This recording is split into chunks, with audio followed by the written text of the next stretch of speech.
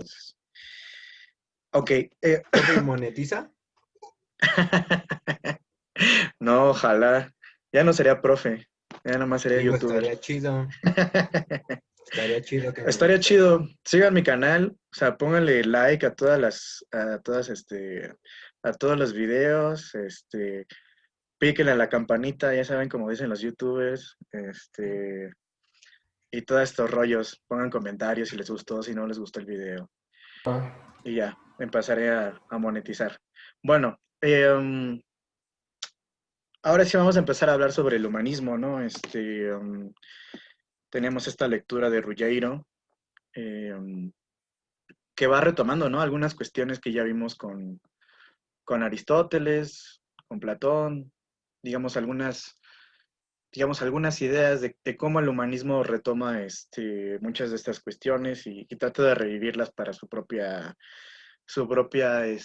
realidad, aunque de muy, digamos, en un aspecto muy acrítico y muy ahistórico, ¿no? Tratan de traerlo tal cual y bueno, ahorita vamos a discutir esto, pero no sé si alguien quiere hacer algún comentario, alguna participación antes de que yo empiece a echar mi rollo. La compañera Valeria Encarnación. Con respecto a lo del humanismo, ¿verdad? O me Sí, espero. Ah, ok. Pues a mí la verdad se me hace bastante interesante las cuestiones que respectan al humanismo porque siento yo que ponen las cosas un poco más realistas en el sentido, bueno, basándome más en el hecho de que en el arte se especifica un montón que ya las pinturas, si bien seguían teniendo cuestiones de lo divino, eran un poco más realistas, vaya, ya no los ponían seres inestables. Entonces, eso siento yo que es un poco más realista y que debería comenzar a retomarse en la actualidad porque igual siento que a la fecha lo tienen como algo inalcanzable. Entonces, pues sí, yo creo que si todo lo de la Biblia pasó en realidad, pues no fue precisamente todo bonito, no todos andaban como los pintan literalmente. Eh, por ejemplo, hay una cuestión como lo es el hecho de que se supone que la Virgen María, como su nombre lo dice, era virgen, pero después se supone que tuvo otros hijos con José. Entonces, a la Virgen María siento que la toman mucho como esa idea, vaya, de que se mantuvo completamente virgen siempre y que subió al cielo virgen, siendo que pues se supone que no, que de cosas. Entonces es algo que a mí me gusta rescatar, eso, que pongan a los seres divinos más normales y no tan idealizados. claro, la idea precisamente de humanización, ¿no? Este, lo de la Virgen es un muy buen ejemplo, en el sentido de que, pues es que es incluso bíblico, o sea, la misma Biblia dice que María tuvo más hijos, entonces no sé por qué le siguen diciendo Virgen, ¿no? O sea, parece que no se leyeron la Biblia. Bueno, en fin, gracias por tu participación. También estaba el compañero Alberto Prado. Sí, es más o menos en el mismo tenor lo que mencionó Valeria acerca de que se deja un poco de lado esta idea de la religión. Sin embargo, en el capítulo 3, bueno, no en el capítulo 3, era como que el tema 3, se menciona que en sí los humanistas no deseaban renunciar a sus creencias de cristianos, pero simplemente buscar una tendencia hacia la universalidad y promover la capacidad de expresar valores adecuados a un tipo de sociedad que se estaba desarrollando, que tenía un desarrollo más dinámico. Entonces, siento que sí era un poco esa parte más como a libertad de expresión, como de, ok, nosotros no queremos renunciar a nuestras creencias de cristianos, pero podemos respetar en nuevas ideologías, parece, de cualquier otra situación. Entonces, eso es lo que yo entendí, al menos de ahí hubieron muchas más cosas de esta parte del humanismo. Sí, sí, sí, sí. Eso es muy interesante, ¿no? O sea, porque a pesar de que ellos mismos no querían afectar las propias estructuras jerárquicas, lo logran, ¿no? Y no era su objetivo, pero al final fue una de las consecuencias del propio humanismo, ¿no? Y las propias visiones y de de los propios planteamientos de los primeros humanistas, ¿no? Entonces, de una cosa que ellos no pensaban, que no querían, pues surge el contrario, ¿no? Es muy parecido, por ejemplo, a lo que vamos a ver con Max Weber cuando empecemos a leer a Max Weber, eh, que por ahí hay un autor le llama mediadores evanescentes, ¿no?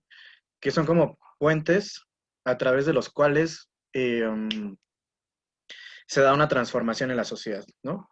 Por ejemplo, el mediador evanescente del protestantismo, ¿no? O sea, la creencia del protestantismo estaba enfocada en una creencia religiosa, sin embargo, transformó el mundo de una manera que no lo pensaba, que fue darle un impulso al propio capitalismo, ¿no? Entonces, el propio protestantismo funciona como un mediador evanescente, digamos, como un puente a través del que desaparece, por eso es evanescente, que desaparece, pero que a pesar de que desaparece, da paso a otra forma de pensamiento, a otra forma de vida, a otra ética, ¿no? Diferente. Entonces, fue lo mismo que le pasó a los humanistas, ¿no? Ellos no querían trastocar ninguna de las jerarquías ni de las creencias, pero al final fue uno de los resultados. También el compañero Sebastián Cordero.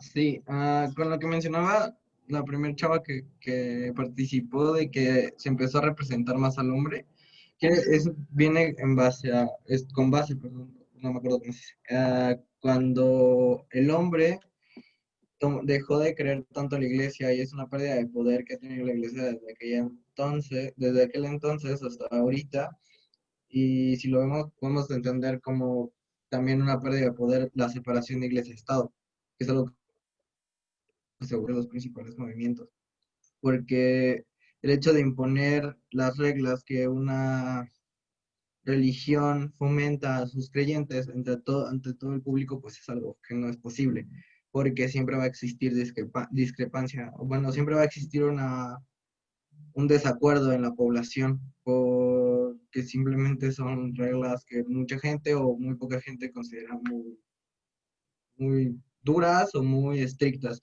Y el hecho de que se empezara con un movimiento artístico, el hecho de decir, vamos a quitar a Dios de nuestras pinturas y vamos a enfocarnos en el hombre, es algo muy importante, puesto que las obras artísticas era lo que más se representaba en aquel entonces, era algo muy importante para todos.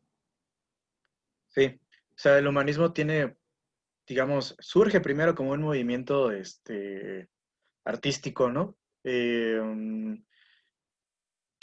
Pues muchas personas en Italia, muchos artistas en Italia empiezan a descubrir obras de la antigua Roma, ¿no? Esculturas empiezan a ser desenterradas, empiezan a descubrir pinturas antiguas, ¿no? Y van descubriendo una forma diferente de hacer arte, ¿no? Y de ahí viene precisamente esta idea del renacimiento. Ahorita vamos a discutir si la palabra de renacimiento está bien, si humanismo, ¿no? Eh, pero de ahí viene esta idea del renacimiento como una forma de recuperar aquella, digamos, aquella antigüedad que utilizaba la razón, ¿no? Como su principal forma de expresión, no nada más, digamos, en términos, digamos, de las ideas, sino también en términos artísticos, ¿no? Si ustedes se dan cuenta, si alguna vez han visto, por aquí tengo unos libros, a ver, déjenme ver si los alcanzo. No los alcanzo. Bueno, son unos libros que son una especie de enciclopedia, donde vienen como unas portadas y son de historia universal, ¿no? Entonces, por ejemplo, en la portada de historia, de la parte de la historia universal de Grecia, Roma y todo esto, viene una escultura así de César Augusto, ¿no? Así súper realista, pues muy padre, ¿no? O sea, como hacían las esculturas los romanos. Y luego pasas al siguiente libro, que es sobre la Edad Media, y ya empiezas a ver las esculturas de la Edad Media como todos deformes, como chuecos, como mal hechos, que no es que estuvieran mal hechos, sino era una forma diferente de expresión, ¿no? Que sin embargo, lo que quieren hacer los renacentistas era recuperar eso, ¿no? Traerlo otra vez a su propia realidad, como una especie también de creencia en su propia grandeza, ¿no? Acuérdense, o sea, el Renacimiento surge en Florencia, o sea, una ciudad italiana que tiene acceso a este tipo de conocimiento pues, por su cercanía con el propio Imperio Romano. Entonces, este volver a la vieja grandeza, ¿no? Que se había perdido, con una especie de nostalgia, ¿no? Para regresar a eso. Bueno, también estaba la compañera Yatzil Aguilar. ¿Quería decir algo? Sí, se me hizo muy padre desmenuzando desde el mero inicio del Renacimiento. Y al principio sí me sacó de onda que era como el Renacimiento, estaba como mal usado el término, ¿no? Falsa, y así que no lo usemos. O sea, así fue como, ¿pero por qué? Y ya casi cuando terminé ya entendí por qué. Y pues sí, nunca lo había tomado. Todo históricamente sí abarca varios siglos. Y nosotros lo vemos como que el Renacimiento es algo muy concreto en todos esos siglos, cuando en realidad fue un movimiento muy cambiante desde el comienzo. Entonces me hizo muy padre cómo describió esos cambios o cómo describió esa evolución y, y lo que no pegó de la misma manera en los mismos lugares, sino que fue como respondiendo a las necesidades de ciertas sociedades de varias necesitaban en ese momento y cómo dio pie a un gran movimiento que tuvo su culminación en ya teóricas, ¿no? Y pues sí, siento que en la historia lo reducen al Renacimiento porque fueron muchos muy pequeñitos que si se estudiaran como uno a uno, pues sería muy tardado y por eso lo reducen a el Renacimiento. Se me hace padre que en esta clase nos damos la oportunidad pues de analizarlo así como parte por parte. Qué bueno que te gustó, me alegro. Sí, dos cosas de lo que dices, ¿no? Am, primero esto de que el Renacimiento no fue igual en todas partes, ¿no? Es uno de los fenómenos que empieza hasta cierto punto universalizarse, aunque bueno, solamente se da en Europa, universalizarse si entendiéramos todo el mundo como si fuera Europa, pero después va a convergir con otro tipo de fenómenos sociales, como va a ser la propia globalización, ¿no? Muchos dicen, por ejemplo, que la globalización inicia con el descubrimiento de América, ¿no? Que es más o menos igual por la misma época en la que va a iniciar el Renacimiento, ¿no? Entonces, claro, por ejemplo, ahora que se estudia cuestiones de la globalización, también se dice, es que la globalización no es igual en todas partes, ¿no? O sea, la globalización también se hace particular en Norteamérica, en Sudamérica, en Centroamérica. No es la misma globalización en Asia que la globalización de África, que la globalización, etcétera, ¿no? Entonces, un mismo fenómeno que puede ser universal o globalizado, tiene sus diferencias, ¿no? Particulares. Y bueno, eso sí, es muy importante. Y el otro asunto sobre la palabra del renacimiento, ¿no? Sí, a veces tendemos a generalizar, ¿no? A través de ciertos conceptos para poder entender mejor o para poder acercarnos mejor a una época que tuvo ciertas particularidades, ¿no? Por ejemplo, otra vez como el término globalización, ¿no? Que puede ser muy general, pero si queremos entender la globalización, digamos, en términos más específicos, pues tendríamos que meternos con cada una de las diferentes globalizaciones y procesos de modernización también, ¿no? Que, que digamos, tienen un funcionamiento y un camino recorrido diferente, ¿no? No son sincrónicas las globalizaciones, ni el renacimiento fue sincrónico, sino son momentos históricos diacrónicos, ¿no? Y cada uno dado en su propio contexto. Muchas gracias. También estaba el compañero, no es cierto, la compañera Melissa Correa, por favor. Pues lo que a mí, yo quería volver un poco más sobre este contraste entre cómo el humanismo fue, pues como que influyentes de la cultura, ¿no? Entonces, me parece interesante cómo nos menciona que en otras formas culturales, entonces la literatura, la ciencia, filosofía y demás, seguían un poco apegados a la doctrina antigua, ¿no? A todo esto de lo religioso, en disfrutar en sí el fruto de la vida misma, pero no intentar aspirar a más, mientras que los hombres humanistas deseaban como que todas estas creencias que ya se sostenían de que no podía haber especulaciones sobre la vida que no fueran más allá de la religión. Y de esta manera es interesante ver, bueno, me pareció muy interesante observar cómo aún apegados a algunas creencias, pero abrieron el paso para muchas más especulaciones sobre la razón, ¿no? Siento que con esto de especulaciones habla sobre las cuestiones de utilizar nuestra visión del mundo, pero de una manera un poco más asertiva, sino que comenzaron a cuestionarse de la maravilla divina, de todo esto que nos habla la religión, sobre que el poder absoluto se sostiene sobre un ente omnipresente y, y parece bastante bueno el ver como de un movimiento que surgió de la nada, casi sin querer, y se empezó a evolucionar. Llegaron a lo mismo que decía mi compañera Yatsil, a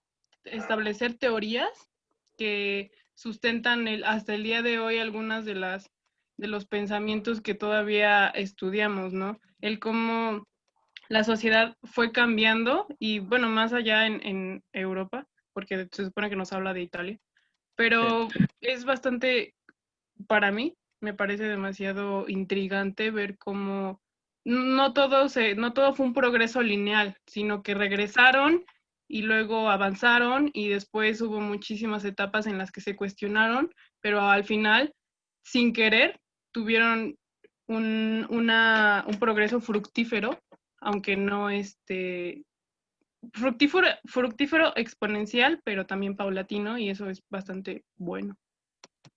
Sí, eso que dices es importante en el sentido de que creo que hay que despojarnos esta idea de que la historia avanza de forma lineal y progresiva, ¿no? O sea, como tú bien decías, o sea, puede haber retrocesos, ¿no? Momentos en los que se detiene algo, ¿no? Y mucho de esto, por ejemplo, la idea de progreso, pues es una idea muy moderna que surge con el propio Renacimiento, ¿no? Con esta idea de que vamos avanzando siempre a lo mejor, ¿no?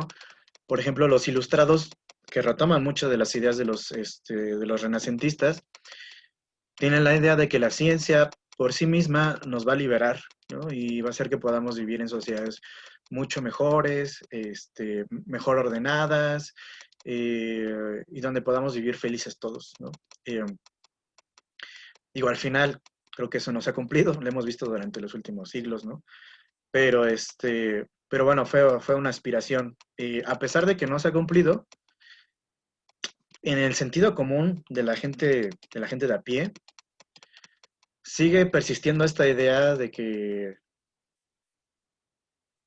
vamos siempre a mejor, ¿no? De que las cosas siempre van como a mejor y que progresamos, todo esto, ¿no? O sea, por ejemplo, cuando todos los presidentes, por ejemplo, desde Felipe Calderón, Fox, Felipe Calderón, Enrique Peña Nieto, hablaban de modernización, estaban hablando de esto, de la idea de progreso como una idea de que la historia avanza linealmente, ¿no? Y que México tenía que ir también por esa línea, ¿no? De la modernización, el progreso, ¿no? Ahora, con nuestra situación actual y con el contexto actual, parece que un poco se está perdiendo esta idea, ¿no?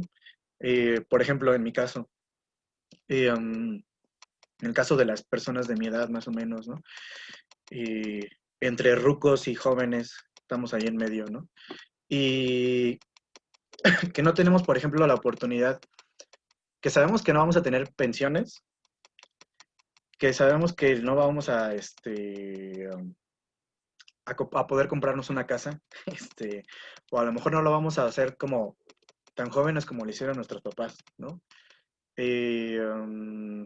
Etcétera, ¿no? Entonces un poco se va acabando esta idea de progreso y queda la idea de la incertidumbre, ¿no? Por ejemplo, hay un libro que se llama La época de la incertidumbre de Daniel Innerarity, donde habla un poco de esto, ¿no? De esta era que estamos viviendo nosotros ahora como la era de la incertidumbre, de que no sabemos qué va a pasar, ¿no?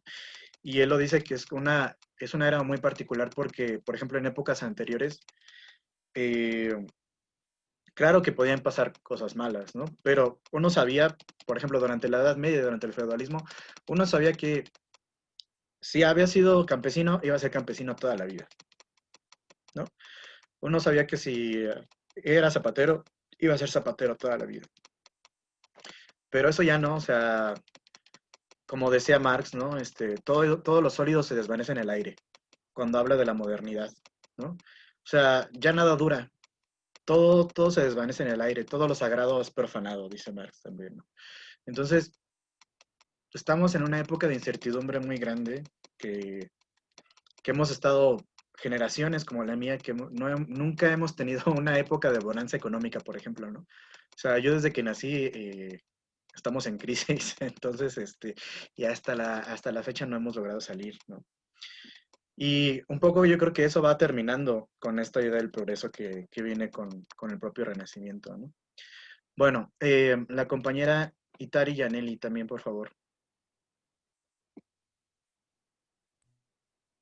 Sí, yo lo había visto del humanismo en mi último año de preparatoria, en área 4, ¿no? Entonces era el arte, todo, o sea, de repente era Dios, Dios, Dios, y de repente es el hombre es bello, el hombre tiene que, son posiciones, son estudios completos que nosotros ponemos en el arte, ¿no? Estudiar el arte, cómo fue cambiando, las posiciones que solían ocupar, sus miradas, acciones, todo gira en torno al hombre, Sí, o sea, fue un cambio muy drástico, solo Dios, Dios, Dios, y de repente solo el hombre, su ser, su investigación, y de cómo es algo que hasta hoy nos persigue, ¿no? O sea, nunca ha vuelto, o sea, sí, existe la religión y todo eso, pero nunca ha vuelto a ser otro el centro de atención que el ser humano, y hizo retomando ideas clásicas de Grecia, de Roma y ese tipo de cosas, pero hasta el día de hoy sigue vigente y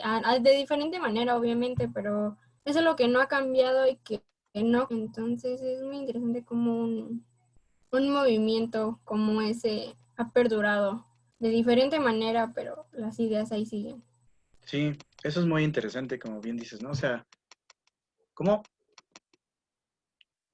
O sea, porque esto es la semilla de la Revolución Francesa y de todas las revoluciones liberales. O sea, de la Revolución de los Estados Unidos. O sea, los Estados Unidos son el gran proyecto de la modernidad. O sea, como país, como Estado, los Estados Unidos son el gran proyecto de la modernidad. El uso de la razón como forma de convivencia, más bien como un método para la convivencia buena, ¿no? Y ordenada. Los Estados Unidos son son ese proyecto, ese gran proyecto, que parece que ahora se está yendo al caño con Donald Trump, ¿no? Y todo esto, y bueno, además otras cosas que están sucediendo, pero sí es muy extraordinario en el sentido de que parece que todo empieza como desde abajo, ¿no? Como en la propia cultura, o sea, los cambios empiezan siendo culturales y después se transforma en una revolución política, ¿no? Primero la gente empieza a cambiar su forma de pensar, su forma de vivir cotidianamente, y luego esa propia forma, o más bien esa propia transformación, exige cambios políticos, ¿no? Y eso se va a ver reflejado hasta, o sea, porque el Renacimiento es siglo XV, XVI, ¿no? Y luego ya la parte de la Ilustración, siglo XVII, siglo XVIII, ¿no? Es como esta línea, ¿no? Que va a culminar precisamente en estas revoluciones liberales que van a llevar a la burguesía digamos, al centro del poder, ¿no? Aunque bueno, por ejemplo, un poco para meterle ruido y si tienen curiosidad, Michel Foucault dice que el hombre ha muerto, ¿no? O sea, que el gran proyecto de la modernidad y y del humanismo, como esta idea de poner al hombre en el centro, ha fracasado, ¿no? Y que el hombre ha muerto. ¿Por qué ha muerto? Pues porque el hombre ya no decide sobre sí mismo, sino que son un montón de estructuras diferentes, de sistemas, los que se han montado sobre él y los que ahora deciden cuál es su vida, ¿no? Entonces, esta es una idea de un postestructuralista, por eso la idea de las estructuras, ¿no? Pero bueno, ahí se los dejo por si quieren escarbar más. Disculpe, profe. Ajá. Nietzsche había dicho todo lo contrario a lo que usted dijo, de que Dios ha muerto, no el hombre. O sea, que tenemos que matar a Dios para nosotros ser un hombre completo o algo así. Pero ese es Nietzsche, ¿no? Yo estoy Ajá. hablando de Michel Foucault. Ah, ok, perdón, me había escuchado mal. No, no te preocupes.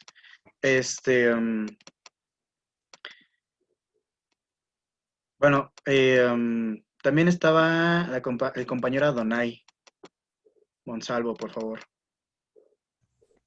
Pues quería seguir querido con el comentario de mis compañeros Janelli, de que pues el Renacimiento sí fue como que el boom que causó que toda la iglesia y demás como que fuera menos relevante hasta llegar a hoy en día en que pues si bien sigue existiendo y sigue siendo relevante ya no es tanto como en la época, que incluso a pesar de que si bien fue como que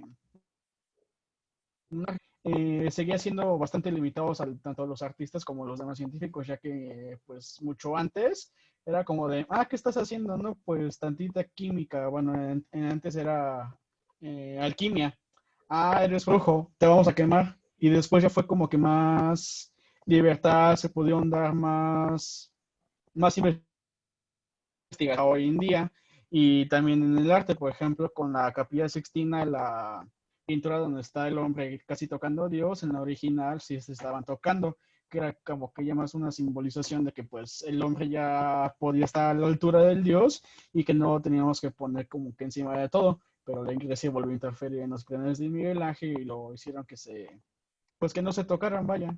Y así pues siguieron interfiriendo hasta que ya lo lograron que se separaran un poquito más. Sí, eso es muy interesante. Si alguna vez van a Roma, y yo les recomiendo que si pueden ir a Roma alguna vez, vayan porque es increíble. Y ustedes entran a la Capilla Sixtina, por lo regular, bueno, cuando yo fui, fue una cosa chistosa porque todo el mundo estaba viendo, ¿no? Los cuadros y las pinturas. Y de repente llegó un padrecito y nos regañó porque nos dijo que estábamos haciendo mucho ruido y que lo que teníamos que hacer ahí era orar y no estar viendo pinturas, ¿no? Entonces nos puso a orar a todos y yo también me puse a orar, según, ¿no? Pero bueno, si ustedes ven a pinturas de Miguel Ángel, él representa mucho el desnudo, mucho, mucho el desnudo. Y era precisamente una de las cuestiones que estaban en el centro del humanismo, digamos, en el arte, ¿no? Es decir, como conocer al propio cuerpo del ser humano, ¿no? Y pintarlo tal cual es el cuerpo del ser humano. Aunque por ahí le hicieron que tuviera que poner pues que le tapara sus partes nobles a ciertos personajes que andaban por ahí, ¿no? La propia iglesia Miguel Ángel. Pero bueno, Miguel Ángel hizo trampa y de hecho porque en una de las paredes de la Capilla Sixtina, hay como una especie de cuadro que se llama El Juicio Final, donde el Jesús está en el centro, ¿no? Y está como levantando la mano así, diciendo que los va a juzgar a todos. Y, y en una de esas partes donde están como los tipos que se fueron al infierno, Miguel Ángel dibujó al Papa, ¿no? El Papa nunca se dio cuenta de eso, nunca se enteró, ¿no? Pero fue como una forma, de burlarse del Papa por parte del propio Miguel Ángel, ¿no? Bueno, también la compañera Valeria Encarnación. Sí, siento yo que, bueno, por lo menos yo no lo he escuchado que lo mencionen en mi parte porque se me trabó la pantalla, entonces quién sabe si lo que estoy diciendo ya lo dijeron, pero quisiera retomar el hecho de que, no sé si estoy confundiendo las lecturas, espero que no, pero hasta donde sé, en ese periodo del 400, no sé cómo, había, aparte del punto de vista de humanizar más a lo divino, el hecho de que Dios te daba la elección a ti.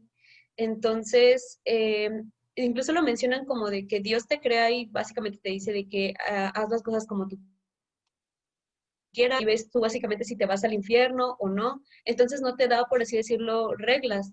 Y es algo que a mí me llama mucho la atención porque, pues yo particularmente no era ni católica ni atea al mismo tiempo, porque por más, no sé si sea la misma necesidad del humano de querer creer en algo superior, pero pues sí tengo un poquito más de respeto hacia esas cosas. Entonces me parece bastante llamativo esto porque si esto es real y si Dios realmente dijo de que haz tú lo que quieras, nada más no dañes a nadie y no te vas al infierno, pues sí considero yo que debería ser la manera correcta de checar la religión, pero al mismo tiempo quería preguntar hasta qué punto influye ahorita, porque pues igual en la actualidad la sociedad es lo mismo de que yo no te juzgo, pero Dios te va a juzgar y si eres homosexual te vas a ir al infierno, o yo no te juzgo, pero si tú abortas, Dios te va a juzgar y te vas a ir al infierno. Entonces, yo quería preguntar más o menos hasta qué punto llegó la influencia del humanismo a nuestra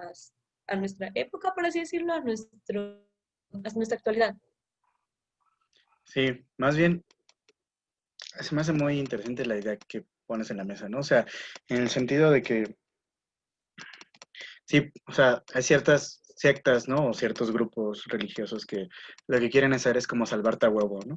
Pues si te vas a ir al infierno, pues es como tu pedo, ¿no? O sea, si Dios es el que manda al infierno, pues tú por qué te metes, ¿no? Y precisamente es como la idea de, precisamente, de surge el humanismo como idea de que el ser humano tiene libre albedrío, entonces puede decidir qué camino seguir o no, y lo que decida ya es, digamos, ya es una cuestión propia, ¿no? De él y que pues, si alguien lo va a juzgar será Diosito y todo este rollo, ¿no? Yo más bien creo que ahora, o sea, trayéndola ahora, no es que no haya llegado el humanismo a nuestra época, ¿no? O sea, nosotros somos hijos del humanismo y somos hijos del Renacimiento y de la Ilustración, ¿no? Y de muchas otras cosas, no nada más de eso. Pero creo que lo que está pasando ahora, o sea, el fenómeno social que está pasando ahora, es precisamente una especie de vuelta a la Edad Media, ¿saben? Y da mucho miedo. O sea, toda esta onda de, por ejemplo, de los antivacunas, de estas personas que no creen en los científicos o que infravaloran el valor de la ciencia, ¿no? Y que prefieren abordar cuestiones pseudocientíficas, ¿no?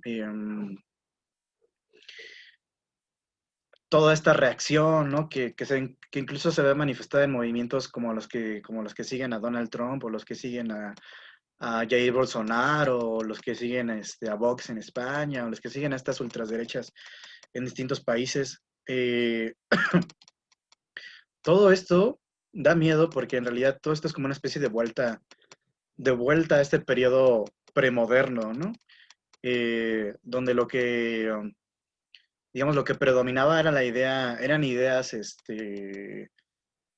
digamos, dogmáticas, no científicas, basadas en quién sabe qué cosas, ¿no? Y creo que estamos en una crisis de la modernidad muy grave en ese sentido, ¿no? A mí la modernidad no me encanta en todos sus aspectos, pero, pero sí creo que hay aspectos que no convendría. Claro, los que no creen en el COVID, ¿no? También, como dice la compañera Michelle Rodríguez. Sí creo que hay aspectos que debemos salvar, ¿no? De la propia modernidad. Porque hay distintas modernidades. Cuando leamos a Bolívar Echeverría, vamos a leer a Bolívar Echeverría, lo que va a decir es que hay distintas modernidades, ¿no? Entonces, yo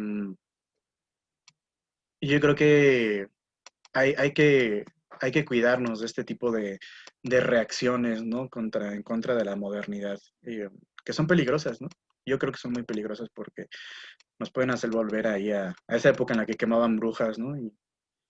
Y todos estos asuntos. Entonces, bueno. La compañera Valeria Herrera también. Sí, eran dos cuestiones sobre lo que comentaban sobre la religión católico-cristiana. Yo no me considero como en Dios, pero no me considero religiosa, pero aún así hay dos cosas en específico que mencionaban y quiero como aclarar más o menos hasta donde yo sé cómo funciona. Cuando hablan de esta cuestión del infierno y que dicen así como de si realmente Dios dice o piensa que si tú, por ejemplo, que si tú eres homosexual te vas a ir al infierno, o sea, te vas a ir al infierno. Lo que más bien pasa ahí es que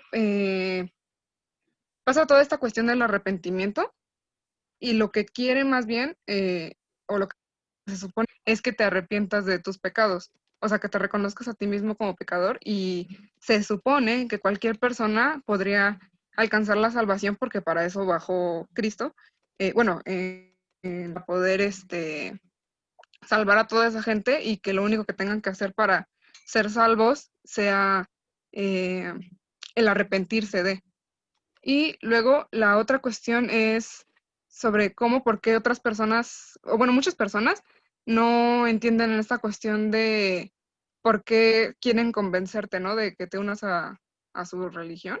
O sea, obviamente yo tampoco estoy de acuerdo, creo que hay un momento en el que tienes, no que ceder, pero sí, mira, tú crees en eso, yo creo en otra cosa, y pues tampoco está bien de mi parte, obviamente, que te ataque, que te agreda, porque todas esas situaciones también son contrarias a lo que digo profesar. Pero al mismo tiempo, la retórica que está detrás de eso es que se dedican a, ¿cómo se dice? Como a esparcir la palabra de Dios, por así decirlo. Lo hacen Evangelizar. porque es como, o bueno, ellos lo ven así, voy a poner ajá, de evangelizar, lo voy a poner con esta analogía. Es como si ellos pensaran que tienen la cura contra el cáncer y o sea, siente cuál es la cura contra el cáncer para que no haya más personas que mueran de cáncer. Y pues se supone que nace como de esa cuestión y también de la cuestión de que, hasta donde yo sé, en la Biblia varias veces se dice como que tienes que esparcirlo, no, o sea, que no estás ayudando al resto de la gente. Sí, ahorita con lo que mencionabas, una de las cuestiones, por ejemplo, muy importantes del Renacimiento que no se menciona en la lectura, porque esta es una cuestión que solamente sucedió aquí en México y en España, es una cuestión muy interesante. Cuando los españoles llegan aquí, empiezan a conquistar y también quieren evangelizar, ¿no? Por ahí San Bartolomé de las Casas, ¿no? Que es como una especie de conciencia de España, ¿no? Se empieza a preguntar, oye, pero, o sea, todo esto que estamos haciendo es lícito, o sea, es lícito frente a los ojos de Dios, que nosotros conquistemos y que evangelicemos a estas personas. Y, incluso el propio emperador Carlos V hace una especie de congreso en donde se reúnen un montón de teólogos, entre ellos el propio Bartolomé de las Casas, a discutir esta cuestión, a discutir si es lícito o no es lícito la propia conquista y la propia evangelización, ¿no? O sea, pues es impresionante la forma en la que ellos ponen en el centro del ser humano, ¿no? Al ser humano nativo de América como, como un ser humano valioso por sí mismo, independientemente de la religión, ¿no? Eh, y en este congreso, a las conclusiones a las que se llega es que ese ser humano, este ser humano indígena, sí tiene alma y sí hay que evangelizarlo, pero hay que evangelizarlo de un modo pacífico y no conquistándolos, y no imponiéndoles la religión, como se hizo un poco al principio de la propia conquista, ¿no? Eh, yo igual respeto mucho las religiones, como tú dices, ¿no? Pero creo al igual que creía Bartolomé de las Casas, que hay un modo para hacerlo, ¿no? O sea, que tú puedes llegar con alguien, a lo mejor decir, oye, mira, yo creo en esto, ¿cómo ves? ¿Te late? Ah, no, pues sí, ah, no, pues no, ah, bueno, pues no hay bronca, ¿no? O sea, no, yo no te voy a colonizar religiosamente, ¿no? Que creo que es lo que están tratando un poco de hacer ciertas personas, ¿no? En la actualidad, porque tiene que ver con el surgimiento esto también de la tolerancia. La tolerancia es un valor muy, muy liberal, ¿no? Y la tolerancia también surge a partir de las ideas del humanismo, ¿no? Por ahí Voltaire va a escribir un tratado sobre la tolerancia, ¿no? Esta idea de que puedo no estar de acuerdo con lo que dices, pero voy a defender que puedas decirlo a toda costa, ¿no? Que un poco creo que se ha ido perdiendo, no por unas cuestiones tan particulares, sino por un montón de cosas muy diversas que sería, creo, difícil de decir cuáles son las determinantes, las más determinantes. Pero, por ejemplo, creo que un diagnóstico muy acertado de esto de la tolerancia y digamos, de esta crítica hacia la propia tolerancia, está en un libro que se llama En contra de la intolerancia, de Slavoj Žižek. Y en este libro, Slavoj Žižek hace una especie de apología de la intolerancia, porque, bueno, él empieza a hablar sobre la multiculturalidad y todo esto,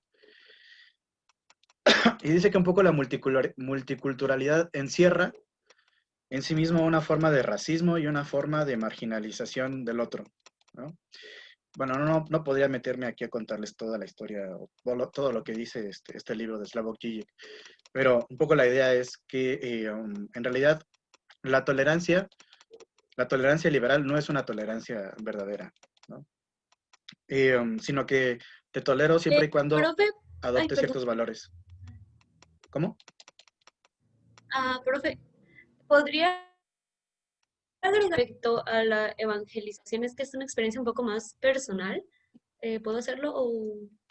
Sí, dime. Ok. A ver, Pues es que, ok. Con respecto a la evangelización he tenido un pequeño acercamiento, por así decirlo, en el hecho de que pues mi familia es católica de por sí, entonces es como que a nosotros nos inculcaron el catolicismo desde pequeños. Pero a la secundaria me metieron a una escuela que era cristiana. Entonces, estas dos religiones ni siquiera son tan distintas en cierto punto. O sea, sí hay algunos puntos clave que hacen que cambie, pero no es tan diferente. Entonces, ahí creo yo que entra también lo que usted dice de la tolerancia, porque fueron muchas, por ejemplo, aquí en México sobre todo es celebrado el Día de la Virgen, que creo que es el 12 de diciembre. Entonces, en esa escuela nos decían de que tienes permiso de faltar si es por otra cosa, si es por el Día de la Virgen no tienes permiso de faltar. Entonces eran un montón las personas que eran católicas que pues participaban en el tipo, ¿cómo se llama? La carrera guadalupana y que faltaban, vaya, a la escuela. Y pues estos eran súper intolerantes con eso y bajita la mano nos los inculcaban aunque fuéramos católicos y de hecho tenían un modo que después me di cuenta de eso, de introducirse a su religión medio manipulador, porque todos los viernes era de que en la escuela las primeras 2 horas no las teníamos porque teníamos un devocional. Entonces en ese devocional era de que te sacaban cosas medias privadonas, o sea, te metían desde tu tristeza y todo eso, y era de que Dios está ahí y no sé qué, y formas, siento yo que siendo nosotros pubertos de 12, 13 años, era más fácil que nos manipularan en esto. Incluso, pues, incluso me planteé el ser una persona cristiana y ya no tan católica, porque siento yo que la manera en la que ahora te meten en una religión es precisamente eso, manipulando tu colación a Dios o a la persona que se supone que ellos están adorando. Entonces, pues sí, siento que ahora es el mismo modo, que bajita la mano, pases a tu religión y te meten de una manera bastante manipulatoria, no sé cómo se pronuncia, perdón, su nueva religión, vaya. yo también tengo una experiencia cercana, ¿no? O sea, yo no me llamo Nahum porque sí, ¿no? Nahum es un profeta bíblico. Entonces, o sea, mis papás me pusieron así porque son evangélicos, ¿no? Y yo crecí con todas estas ideas. Yo creo que sí, lo que es importante es saber diferenciar entre querer salvar a alguien a huevo. O sea, es como, o sea, creerte el salvador tú mismo, ¿no? Como es que no manches, o sea, estos cuates están mal. Yo tengo que hacer algo, ¿no? Y otra cosa, bueno, pues compartirles tus creencias, si crees en Buda, si crees en Jesús, si crees en Satanás, ¿no? Porque hay una iglesia de Satanás también, ¿no? Y quieres llevar la palabra de Satanás ahí de puerta en puerta, pues está bien, ¿no? O sea, que se haga. No tiene por qué intervenir la violencia en la imposición, ¿no? Creo que ese es uno de los valores más importantes del humanismo, ¿no? Bueno, para hacer un poco el resumen de la lectura, ¿no? Discutir en primer lugar esta idea, ¿no? Del propio renacimiento que ya comentaba la compañera Yetzil, ¿no? De si está bien utilizado, si no está bien utilizado la palabra renacimiento, ¿no? Bueno, en primer lugar, o sea, hay que saber que el Renacimiento nace en una ciudad en específico, en Florencia, ¿no? Y es a partir de una revolución en el propio arte, de donde va a surgir y después se va a trasladar a un montón de ámbitos diferentes, ¿no? El ámbito de la propia ética humana y de la propia forma de vivir, incluso hasta política, de la política, ¿no?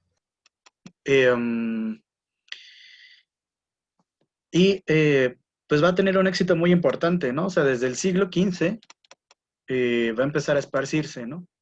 Pero este concepto del Renacimiento en realidad ya va a ser un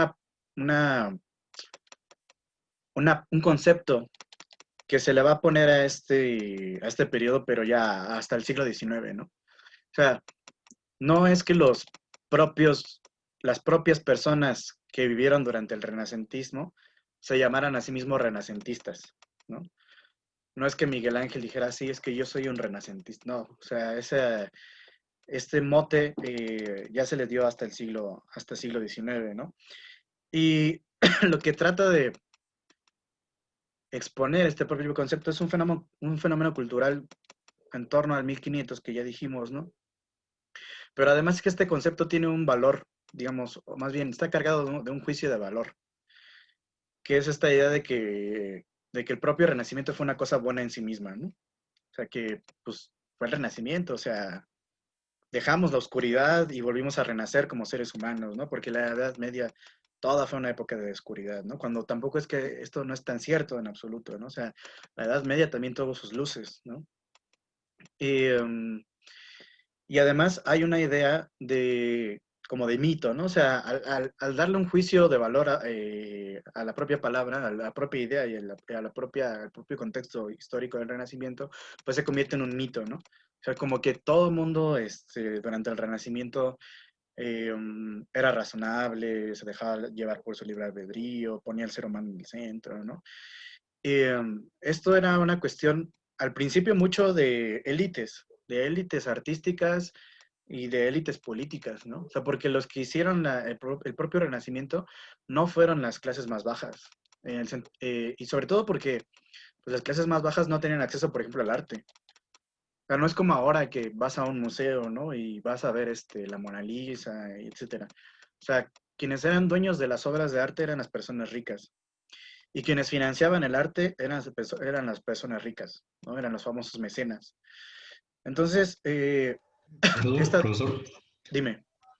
sobre eso que está diciendo justamente de que un poco el hombre en el centro y que los hombres ricos también eran quienes eran los mecenas, los que, digamos, eran los patrocinadores de este arte. Me parece que hay un poco de disyuntiva ahí entre decir que toda esta idea que el hombre es el centro y dejar un poco la religión de lado. Porque nos ponemos a pensar, de hecho, los toscanos y en Florencia eran quienes estaban un poco más con la idea de desprenderse de la iglesia. Y justamente fue en un periodo del Sixto IV, me parece. Había entrado en guerra el Papa Sixto IV, había como que declarado una especie de guerra hacia Florencia y él tenía ciertos problemas también con Toscana, entonces había una cierta ruptura en esa parte.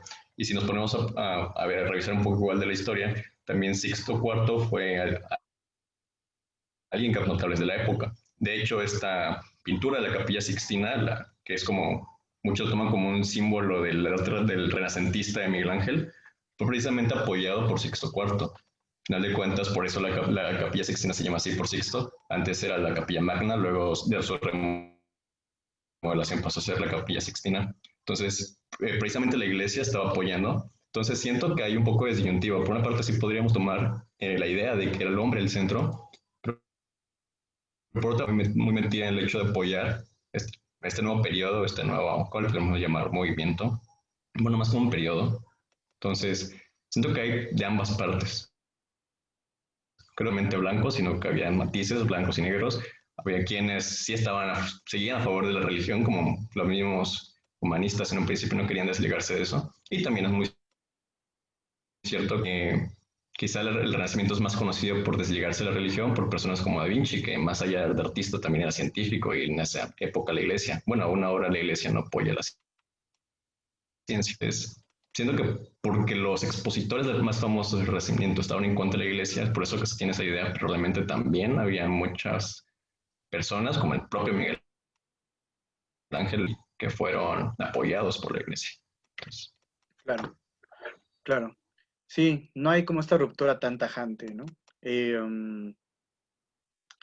La iglesia, al principio, incluso lo dice la lectura, ¿no? O sea, la iglesia no ve ningún peligro en ese tipo de pensamiento porque los propios humanistas no están tratando de romper las jerarquías que existen, ¿no? O sea, no es la intención de los primeros humanistas. Entonces, pues la iglesia no, o de los renacentistas, la iglesia no tiene ningún problema con eso, ¿no?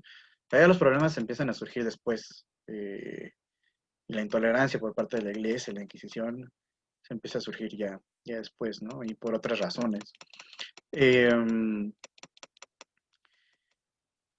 Bueno, también a propósito del concepto de renacentismo o de renacimiento, otra cosa importante pues es que es un concepto, dice la lectura, equívoco, ¿no? O sea, equívoco en el sentido de que puede significar muchas cosas y que por tanto es difícil su utilización académicamente, ¿no? Como tal, como una forma, como un concepto que podamos utilizar en este ámbito.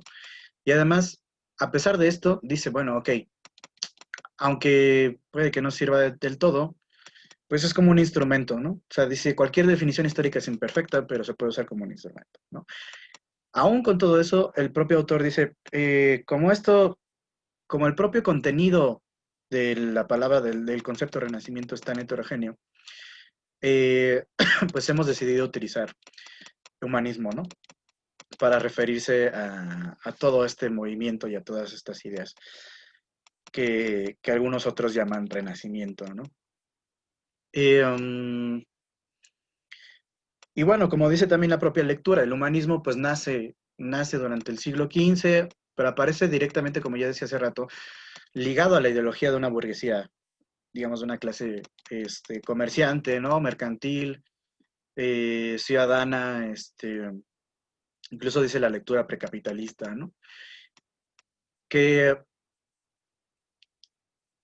parecería que trata en primer lugar de sustituir este sistema jerárquico, pero es más bien lo que ellos quieren transformar no son las formas, sino el fondo, ¿no? Es decir, que todo permanezca igual, pero que la mentalidad cambie.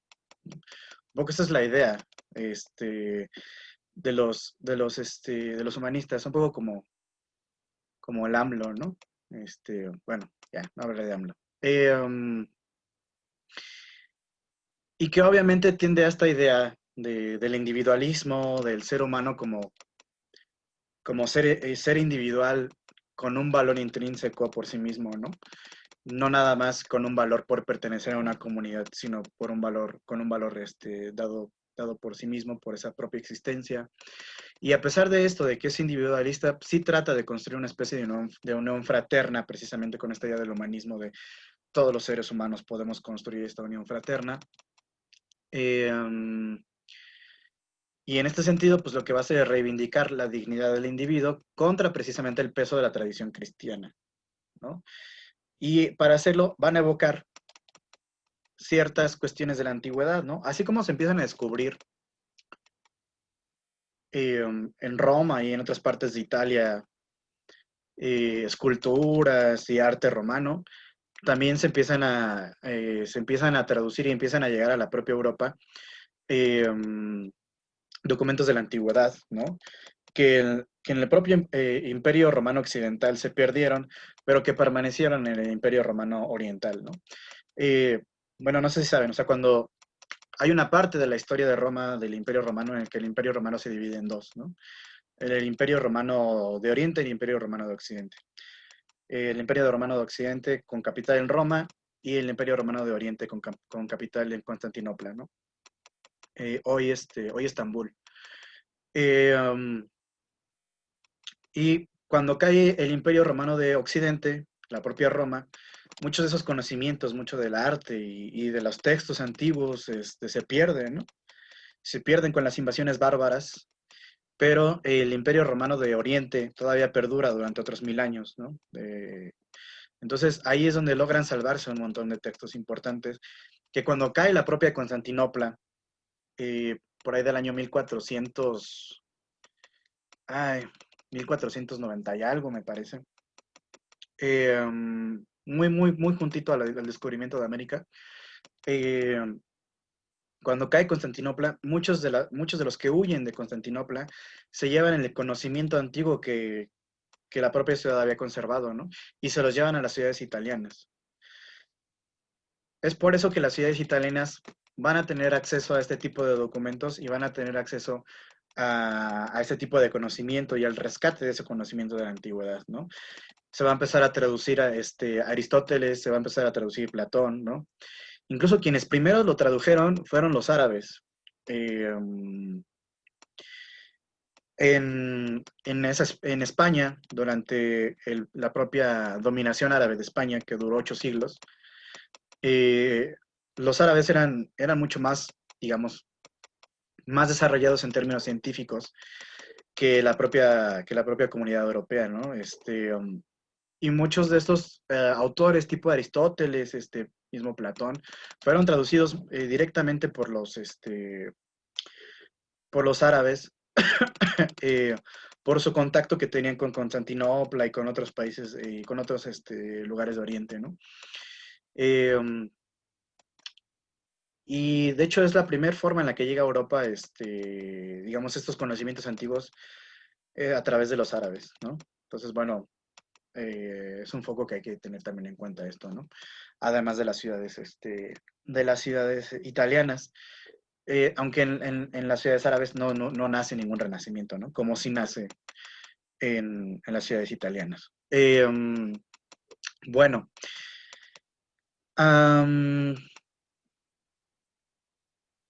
entonces, digamos, lo que trata de hacer con estas ideas de la antigüedad es traerlas a su propia realidad y que estas ideas de la antigüedad expliquen su propia realidad y que les sirvan para su propia realidad, ¿no? O sea, las hacen en términos, como dice el autor, ahistóricos, ¿no? Como si estuvieran desprovistos de cualquier tipo de contextualidad histórica. Y claro, en ese sentido, pues se equivocan un poco los renacentistas, idealizan, digamos, lo humano como una especie de tendencia a lo perfecto, a lo excelente, ¿no? Que finalmente no pudo traducirse socialmente, pero que ellos pensaban que podía ser en algún punto de la historia, ¿no? Y como ya dijimos, pues este humanismo fue laico por un lado, pero también fue cristiano y fue conservador y fue de vanguardia y está en estos claroscuros que ya decía el compañero Alberto Prado, ¿no?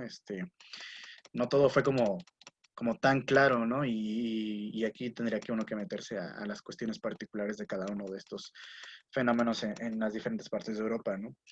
Pero no hubo, digamos, una sola forma de ser del humanismo que fuera, digamos, progresista, que fuera conservador, ¿no?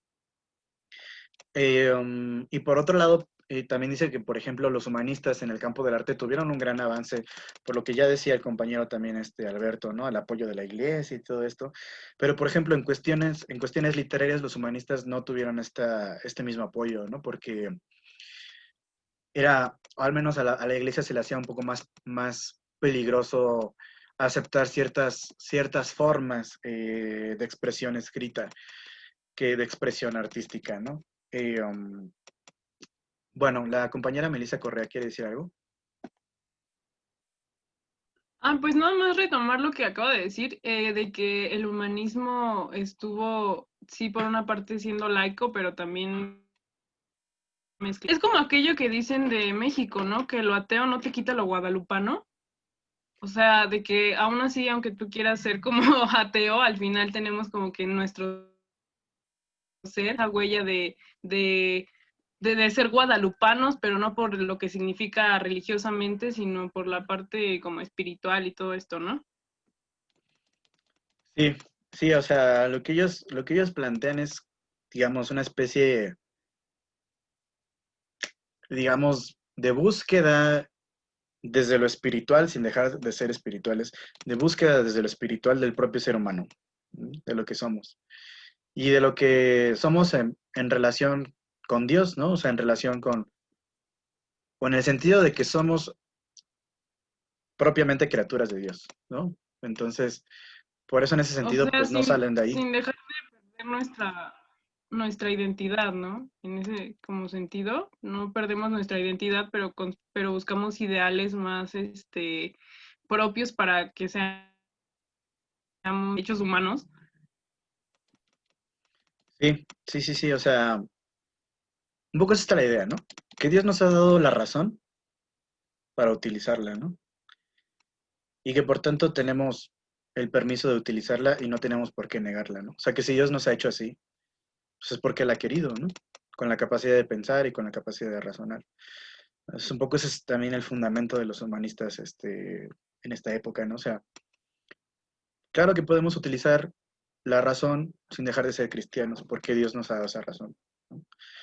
Se parece mucho a ciertos argumentos que ahora se dan, ¿no? Por parte de ciertos grupos cristianos que tienden a defender la ciencia porque dicen que la ciencia misma comprueba la existencia de Dios y rollos así, ¿no? Poco va también por ahí esta idea. Bueno, luego en esta tercera parte, que es la visión humanística del mundo, ¿no? Va hablando de los distintos periodos. Primero empieza hablando del periodo del siglo XV, ¿no? Y aquí lo que dice un poco es que estas culturas, más bien estas corrientes culturales humanistas, a lo que aspiran es a una visión unitaria del saber, ¿no? Es decir, unitaria en el sentido de que podamos conocer todo lo que tiene que ver con el ser humano, ¿no? De manera unívoca, universal, ¿no? De aquí nace un poco también esta idea que se va a reflejar en la modernidad de que de la idea de los positivistas, de los científicos positivistas, de que tiene que haber leyes universales que lo rijan todo también en las cuestiones sociales, etcétera, ¿no? Y a pesar de que quieren llegar a esta visión unitaria del saber, pues realmente, como ya dijimos muchas veces, no se proponen subvertir tampoco el propio patrimonio, dice el autor, especulativo del pasado, ¿no? Es decir, que aspiran más bien a una concordia universal, digamos, a un atesoramiento de la verdad en todas sus formas, o sea, sin renunciar al propio cristianismo, ¿no? Sin renunciar a esta especularidad del propio cristianismo, es decir, que Dios mismo nos ha dado esta razón, este uso de la razón, ¿no? También dice que, por ejemplo, el humanismo no tiene un sistema filosófico propio, ¿no? O sea, no es que ellos hayan creado un sistema filosófico, conceptual, teórico, particular, sino que realmente lo que quieren hacer es defender ciertos valores particulares y no tanto una filosofía, ¿no?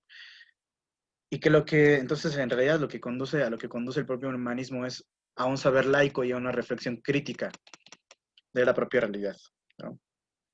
Y aunque no tiene esta filosofía particular, sí tiene una concepción básica distinta de la medieval. O sea, digamos, aunque no terminan de separarse de su cristianismo y de estas ideas un tanto medievales, no son iguales al pensamiento medieval como tal, ¿no?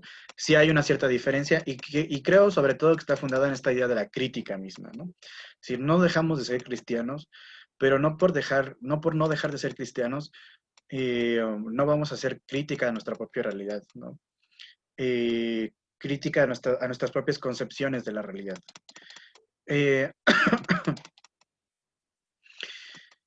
Entonces, digamos, entienden, como ya decía hace rato, que se trata de cambiar la forma y no tanto la sustancia, ¿no?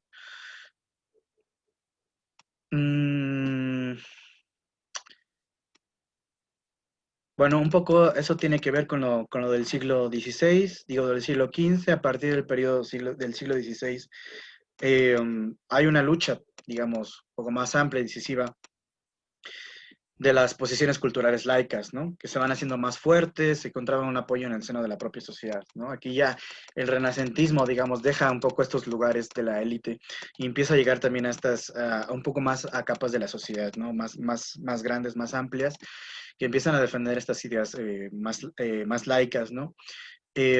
A pesar de esto, la propia iglesia no ve ningún peligro en estos individuos. Y además porque en el propio periodo medieval, dice el autor, no había, o más bien no faltaba la libertad de pensamiento, ¿no? O sea, la especulación existía también en el periodo medieval, aunque al final se terminaba subsumiendo a la idea de esta inspiración divina, ¿no? De esta revelación divina. Es decir, tú podías especular todo lo que tú quisieras, ¿no? ¿Por qué el pasto es verde? ¿Por qué el cielo es azul? Etcétera, ¿no? Podías estarte preguntando eso y no tenía nada de malo. Y podías sacar conclusiones como, por ejemplo, que no sé, que el pasto es verde porque X cosa, ¿no? Pero al final, como había una revelación superior, siempre todo terminaba siendo subsumido por esta revelación superior, que obviamente pues era la Biblia y esta creencia espiritual, ¿no? En la Biblia, ¿no? Entonces realmente tú podías pensar libremente, pero al final este libre pensamiento terminaba subsumido por las propias creencias, ¿no? Poco también va a decir el autor que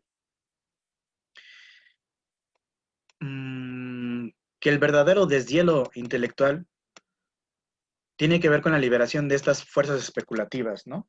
Es decir, de aquellas capacidades racionales que se van a separar del dogma y que se van a dejar, o que ya no se van a dejar más bien someter o domesticar por por este propio dogma, ¿no? O sea, aquí la liberación ya es más fuerte, ¿no? En este siglo XVI, en el sentido de que ya no se van a subsumir esas especulaciones a lo divino y a la revelación cristiana, sino que se van a liberar de ellos y que van a hacer especulaciones mucho más libres, ¿no? Y por último, un poco también en esta tesitura del siglo XVI, dice el autor, ¿no? Que estos nuevos filósofos que surgen a partir de este renacimiento no se proponen, o más bien lo que se proponen es crear un nuevo horizonte, ¿no? Un horizonte que sea terrestre, un horizonte que ponga al individuo en el centro, ¿no? Ya no es un horizonte divino, ni un horizonte que está más allá, digamos, que es metafísico, ¿no? Que está en el cielo espiritual y todo esto, sino que es terrestre y se proclama la Faber Fortunae, ¿no? O sea, que cada quien hace su propia fortuna, que el propio individuo, el ser humano por sí mismo, hace su propia fortuna. Y que esto es independiente de la propia acción divina, ¿no? Cuando lleguemos, aunque aquí se menciona un poco a Maquiavelo, pero ahora que leamos a Maquiavelo, lo vamos a ver claramente, ¿no? O sea, porque cuando Maquiavelo escribe El Príncipe, lo que él trata de hacer es de hacer una tajante división entre lo que tiene que ver con la religión cristiana y con las propias creencias morales que surgen de estas creencias cristianas y el arte de hacer política, ¿no? O sea, hacer política no tiene nada que ver con la moralidad cristiana. Y parte, este pensamiento maquiavélico, pues parte de todas estas creencias humanistas, ¿no? Algunas de las concepciones éticas del propio humanismo, pues, digamos, un poco lo que se proponía hacer el humanismo, digamos, era restablecer el equilibrio entre la propia criatura, que hasta ese momento, dice el autor, estaba escindida, ¿no? Entre alma y cuerpo, entre materia y forma, ¿no? Y que estas dos cosas que estaban separadas pudieran, digamos, reconciliarse, pudieran unirse otra vez en el entendimiento del propio ser humano, ¿no? Y esto en cierto sentido se va a hacer explícito en la propia conciencia del valor de la propia autonomía del ser humano, ¿no? Es decir, de que el ser humano y sus propias actividades son autónomas, independientes de la revelación divina y del propio Dios, ¿no? Y esto tiene que ver con la propia cultura y con sus formas, ¿no? Hay un libro que es muy bueno, que si lo pueden leer, léanlo, que se llama El queso y los gusanos.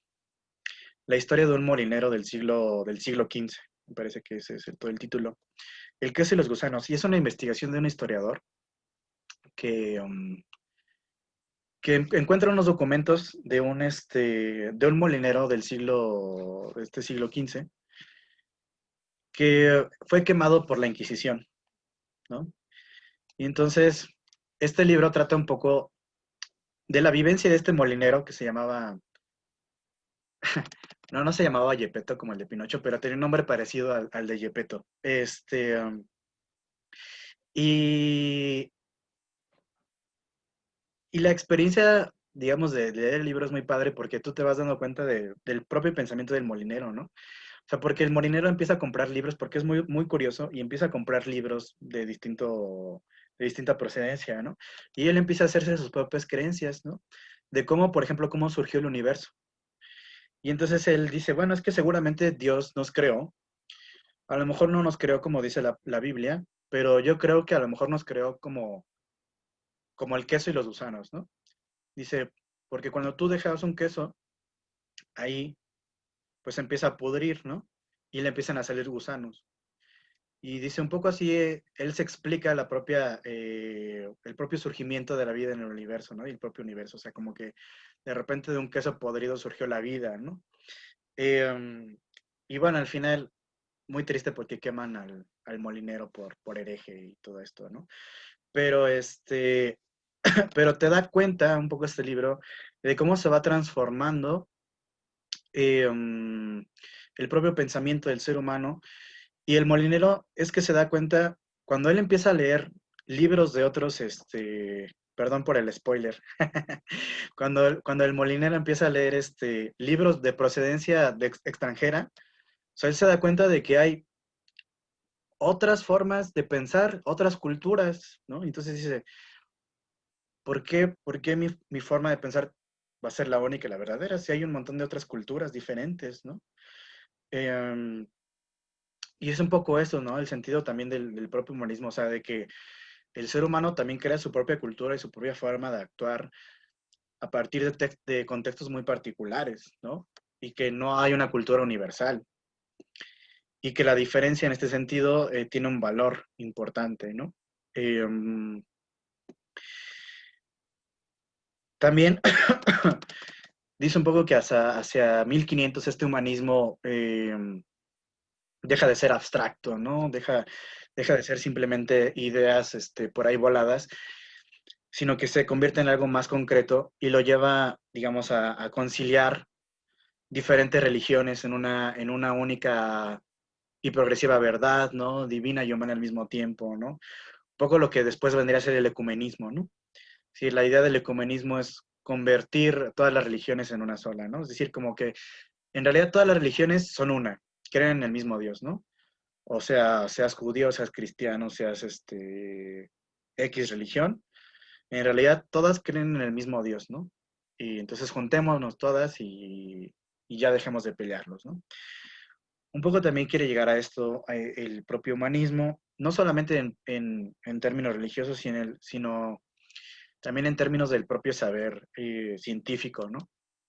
Y empiezan a surgir algunos escritos muy importantes, ¿no? Como el de Tomás Moro, de la utopía, ¿no? Es decir, Tomás Moro ya empieza a darse cuenta de que hay una diferencia entre aquello que se postula bíblicamente como lo ideal y la propia realidad, ¿no? Es decir, que hay una diferencia entre este ideal de la convivencia humana, divina, de cómo tendríamos que todos comportarnos, y el propio ordenamiento real de su época, ¿no? En Europa. Y escribe este libro de la utopía, ¿no? Que es una especie de lugar, o más bien de no lugar, porque utopía viene de esta significación, ¿no? De latín utopos, ¿no? Que es como el no lugar. Y se supone que todos todas estas personas que viven en utopía, pues viven en este mundo ideal, etcétera, ¿no? Entonces es una especie de crítica a las propias creencias, creencias religiosas, ¿no? Como que realmente ese mundo ideal no existe, ¿no? Y que el mundo verdadero, el mundo de la realidad, pues es más crudo, ¿no? Otro autor importante es Erasmo de Rotterdam, ¿no? con este libro de Elogio a la locura, ¿no? Y un poco sarcásticamente se empieza a burlar, ¿no? De las creencias cristianas, ¿no? Y dice, ¿cuántos fieles no van a encender una vela a la Virgen en pleno mediodía, ¿no? O sea, que eso es como una cuestión muy irracional, ¿no? O sea, ¿por qué le vas a prender una vela a la Virgen si es mediodía, ¿no? O sea, no está oscuro ni nada, ¿no? Y también es una especie de crítica a las propias creencias religiosas que son, en cierto término, irracionales, ¿no? O empiezan a aparecer ya irracionales aquí en esta época. En cuanto a lo que tiene que ver con la perspectiva del humanismo en la historia y en la política, también hay figuras importantes, ¿no? Está la de Francesco Guicciardini. Y él, por ejemplo, ya no ve la historia como esta exaltación, ¿no? Digamos, de los héroes o de los grandes personajes de la historia. Tampoco quiere ser un relato digamos, que sirva como una construcción de una creencia, ¿no? Ya sea religiosa o identitaria, ¿no? Sino que la propia historia sea una explicación inteligible, es decir, que se pueda entender, que pueda ser verdadera en este sentido, ¿no? Y en este sentido también va a recuperar ciertos valores de los antiguos, ¿no? Por ejemplo, Herodoto, que es el primer historiador, ¿no? Que lo que Herodoto quiere hacer no es construir una especie de relatos que tiendan a construir una especie de historia grandiosa, sino de cómo fue la historia tal cual, ¿no? Y esto lo va a recuperar este autor, o lo va a querer recuperar. Y algunas de las cosas, ¿no? A las que va a llegar a través del estudio de la historia es que el ser humano siempre tiende a una tendencia al mal, ¿no? O casi regularmente tiene una tendencia al mal. Y que la política, por esto también, y después de aquí se va a inspirar Maquiavelo, la política en este sentido, pues es cristiana, ¿no? Es decir, si la historia refleja que el ser humano tiende hacia el mal, entonces toda esta política que es precisamente también parte de la historia, pues es cristiana en este sentido, ¿no? O sea, no va a reflejar una moralidad que tenga que ver con la Biblia, ¿no? Aún así, este autor no va a admitir que Dios esté ajeno a la propia historia, ¿no? Es decir, Dios sí interviene en la historia. Aunque nosotros seamos ajenos a Dios, Dios sí interviene en la historia. Un poco es esta la idea, ¿no? O sea, como que aunque tú dejes de amar a Dios, Dios te va a seguir amando, o rollos así, ¿no? Bueno, también surge la figura, obviamente, de Nicolás Maquiavelo, que un poco lo que trata de hacer es, digamos, comprender el pasado también, ¿no? Para entender el futuro. Ahora que leamos a Maquiavelo van a entender por qué dice el autor esto, ¿no? Y lo que va a hacer entonces Maquiavelo es, pues, estudiar la naturaleza humana, ¿no? Y cómo esta naturaleza humana está regida por ciertas leyes determinadas, ¿no? Y aparte rigurosas, ¿no? Que van a determinar el funcionamiento de la propia racionalidad humana en términos políticos, ¿no? Es decir, que hay ciertas leyes que van a determinar la acción del ser humano en el ámbito de la política y que eso es lo que hay que estudiar, ¿no? Y no tanto las cuestiones religiosas ni las cuestiones morales, ¿no? Entonces, en este sentido, él sí va a excluir a Dios de toda la participación o de toda intervención en la historia y en la política, ¿no? Y bueno, ya hablaremos un poco más de Maquiavelo más adelante. Eso sería, en términos generales, pues lo que tendría que decirnos esta lectura, ¿no? No sé si alguien más quiere hacer alguna otra participación, si quiere hacer algún otro comentario, o alguien quiere decir algo. Oye, se están durmiendo. Bueno, el compañero Alberto Prado tiene levantada la mano, pero no sé si era de hace rato o si otra vez No, quiere sí, decir. era de hace rato. Ah, ok, vale. Bueno, También hablaba sobre un postulado que había hecho Maquiavelo, ¿no? ajá, a ver, ¿cuál? ¿Quién habla? Dime. Sobre que los hombres eran malvados. Constantemente eran malvados. Sí. Y ahí también decía que la conducta de los hombres estaba como que ya regida y se tenía que entender por las fuerzas, ese instinto que ya tenía. Sí, esa va a ser una de las premisas de Maquiavelo, ¿no? O sea, que el ser humano es, no que sea malo por naturaleza, sino más bien que el ser humano tiene que saber, cuando leamos a Maquiavelo, esto ya lo vamos a ver más a fondo, más bien que el ser humano tiene que saber cuándo ser bueno y cuándo ser malo. Es decir, ser bueno y ser malo depende del contexto en el que estés. Y no depende de una moralidad, sino de lo que tú quieras alcanzar, ¿no? Pero bueno, ya veremos a Maquiavelo con respecto a estas cuestiones. ¿Alguien más quiere decir algo? Que levante la mano. Que habla ahora o que calle para siempre. Bueno, pues ahora, si quieren, lo dejamos ahí. Ahora podemos terminar un poco más temprano. Si no hay otra pregunta, si no hay otro comentario, pues lo dejamos ahí para que descansen. Es jueves, aunque ya no es jueves porque pues ya no pueden salir a echarse sus chelas, entonces eso es triste. Pero bueno, a lo mejor ahí en su casa sí se las pueden echar.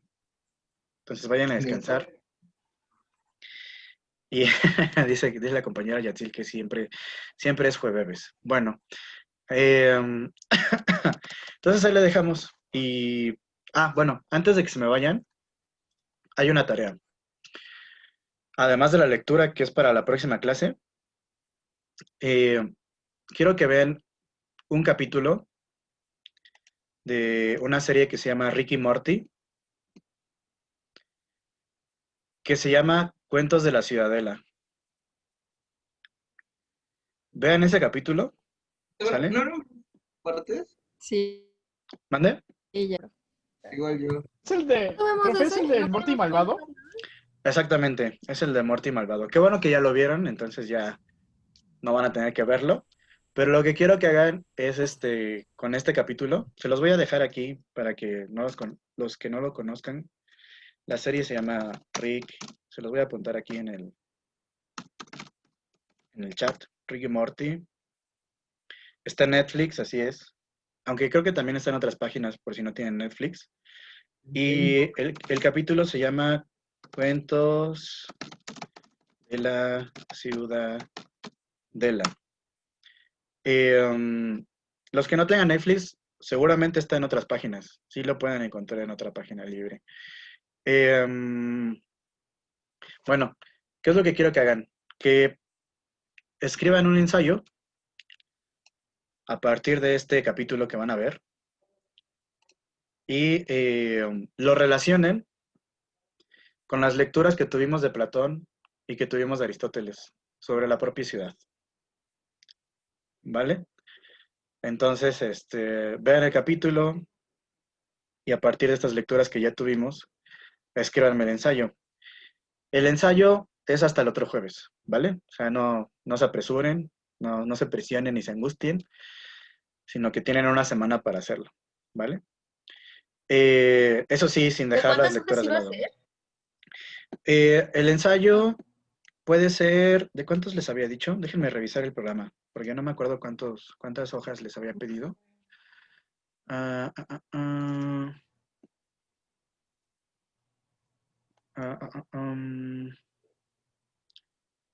Creo que no les puse exactamente cuánto tenía que ser estas actividades, este tipo de actividades, pero háganmelo de máximo 2 cuartillas, así mucho, 2 cuartillas, ¿vale? O ¿Era sea, no. relacionarlo con las lecturas de Platón y Aristóteles? Ajá. ¿Eso en qué aspecto? En el aspecto que ustedes consideren. O sea, yo creo que Ok. el capítulo les va a recordar muchas cosas de las propias lecturas y ustedes lo van a querer relacionar. Entonces, pueden hacerlo con cualquier aspecto que ustedes digan, mira, esto se relaciona con esta lectura, con la lectura de Platón o con la lectura de Aristóteles, ¿vale? Y me lo mandan a mi correo, ¿sale? Nada más. Entonces, Pero, disculpe, se me trabó. ¿Las lecturas relacionadas con qué? las lecturas relacionadas con este capítulo de la serie de Rick y Morty que se llama Cuentos de la Ciudadela, ¿sale? Ok, gracias. Entonces, máximo 2 cuartillas, ¿sale? No quiero que hagan tanto tampoco.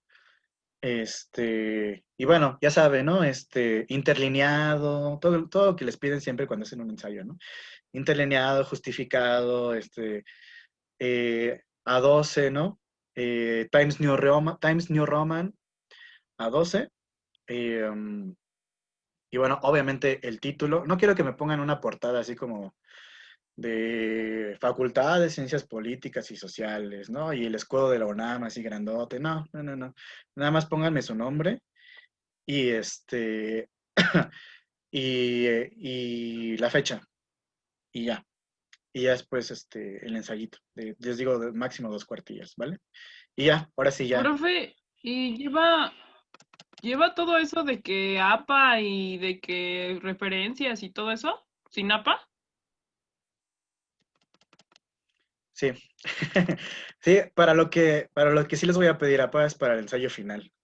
Para eso sí. Pero ahorita no. Nada más quiero que sea así. Pues con lo que ya vimos, ¿sale? Bueno, ahora sí ya. Tienen APA, profe. ¿Mande? Me enseñas y Perdona, disculpa porque no te escuché porque se me fue tu audio. ya nada, era una broma. Es que yo nunca vi lo de citar en APA. Hay páginas que te hacen el APA completamente. Sí. No, en el mismo Word puede ser automático, o sea, pero bueno, si quieren después les enseño cómo poner referencias en Word, ¿no? No es tan difícil. Bueno, ahora sí, ya, los dejo libres. Vayan a descansar, vayan a cenar o lo que quieran hacer, ¿sale? Y cuídense mucho. Hasta luego, Nos vemos. profe. Muchas Bye. gracias. Hasta luego. Bonita noche. Gracias, profe. Hasta luego. Bye, bye. Gracias, profe.